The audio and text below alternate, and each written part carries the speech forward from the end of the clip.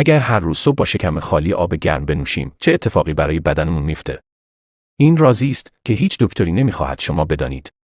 اول از همه تمام اندامهای داخلی سم‌زدایی میشوند. آب گرم سیستم لنفاوی را تحریک می‌کند و به بیرون راندن مواد سمی از بدن کمک می‌کند و باعث می‌شود بدن شما چربی بد بیشتری بسوزاند. دوم اینکه گردش خون بهبود پیدا می‌کند. آب گرم رگ‌های خونی را گشاد می‌کند و جذب مواد مغذی را افزایش می‌دهد و مواد زایدی که از سوختن چربی باقی می‌ماند را دفع می‌کند و به سلامتی کلی بدن کمک می‌کند. سوم، سردرد شما از بین می‌رود. آشامیدن آب گرم سردردهایی که از کم آبی و یا از تنش عضلانی به وجود آمدند را کاملا درمان می‌کند. چهارم، گوارش شما بهتر از قبل خواهد شد. آب داغ فعالیت آنزیم‌های گوارشی را تحریک می‌کند که باعث تقویت هضم و جذب مواد مغذی می‌شود. پنجم، اثرات ضد پیری خواهید داشت.